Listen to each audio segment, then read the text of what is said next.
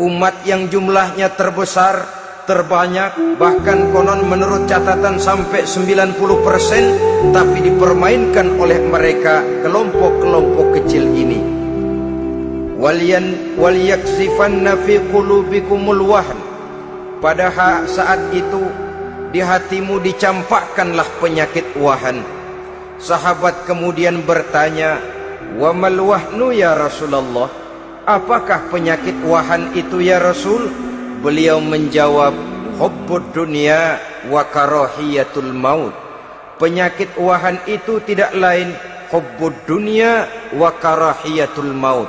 Terlalu cinta kepada dunia dan terlalu takut kepada mati. Materialistis dan takut resiko. Dua penyakit inilah yang menyebabkan walaupun umat ini mayoritas, tapi dipermainkan oleh yang minoritas. Walaupun dia golongan terbesar, tapi nasibnya seperti makanan di atas meja makan. Dari segala macam penjuru mau menghantam dia.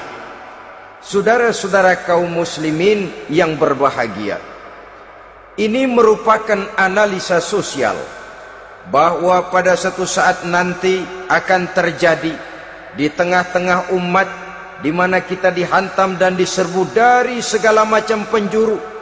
Akidah didangkalkan, peradaban dan kebudayaan dirusak, makanan dan minuman diracuni, pakaian ditelanjangi dan lain sebagainya, sampai kita melepaskan nilai Islam yang kita cintai ini. Kondisi sosial ini satu saat akan datang kepada kita. Demikian analisa dan peringatan dari Rasulullah sallallahu alaihi wasallam. Marilah sekarang kita melihat, adalah benar bahwa di zaman sekarang kita insya Allah tidak akan mengalami perang Badar sehebat yang pernah dialami oleh Rasul dan para sahabatnya. Tetapi sesungguhnya perang yang kita hadapi di zaman sekarang ini tidak kalah hebatnya dengan perang Badar, tidak kurang dahsyatnya dengan perang Uhud, tidak kurang ngerinya dari perang Khandaq. Hanya saja yang kita hadapi sekarang ini bukan ujung pedang, bukan ujung tombak, bukan ujung panah. Yang kita hadapi sekarang ini adalah perang akidah, perang ideologi, perang mempertahankan keyakinan. Yang kalau kita kalah sekarang, kita memang masih beragama, tetapi anak kita, cucu kita, generasi yang akan hidup 5, 10, 20, 30 tahun yang akan datang, wallahu a'lam bissawab. Islam, saudara-saudaraku, tidak mungkin hilang dari dunia. Tetapi tidak mustahil Islam gulung tikar dari desa kita.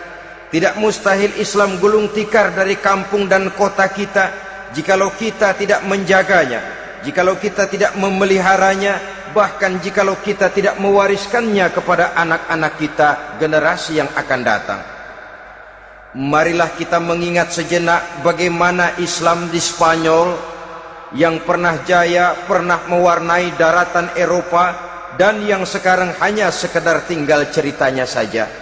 Ini pernah diperingatkan oleh Rasul dalam satu hadis, sayati ala ummati zamanun la yabqal Islam illa ismun wala minal Quran illa rasmun. Akan datang satu masa di tengah umatku di mana pada masa itu Islam ada tapi hanya tinggal sekedar namanya saja, dan Quran pun ada tapi cuma sekedar tinggal tulisannya saja. Apabila kita tidak mewariskan ini kepada generasi yang akan datang, maka serbuan-serbuan dari berbagai macam penjuru dari hari ke hari semakin kita rasakan kehebatannya. Tidak mustahil sejarah Spanyol akan terjadi di desa kita, akan terjadi di kampung kita, akan terjadi di kota kita. Orang Spanyol kalau mereka cerita kepada anaknya, mereka akan cerita, "Nak, di sini dulu ada masjid." Kapan, Pak? Dulu bener dah. Banyak orang Islam kalau hari Jumat pada sembahyang, kapan itu, Pak? Dulu sekali. Sekarang cuma sekedar tinggal ceritanya saja. Bukankah sesuatu yang sangat tidak mustahil apabila kita tidak menjaga dan mewariskan Islam ini kepada generasi yang akan datang, maka serbuan-serbuan akan membawakan hasil yang diinginkan oleh para penyerbu itu tadi. Kita sudah menjadi umat yang mayoritas, tetapi umat yang mayoritas ini menurut Rasul dikepung sedemikian rupa, akidahnya didangkalkan, peradaban dan kebudayaannya ditekan sedemikian rupa, kehidupan sosialnya dibuat individualis, kemudian dari segi pergaulan, pakaian, makanan, minuman dan sebagainya diracuni, sampai dia tidak lagi berpegang teguh kepada agamanya. Dan dikala itu hilang kehebatan umat ini di mata musuh-musuhnya. Orang lain memandang kita ringan saja, enteng saja, satu umat yang sudah kehilangan wibawa. Padahal konon kabarnya kita mayoritas, tapi enak saja dikutak-kutik orang lain.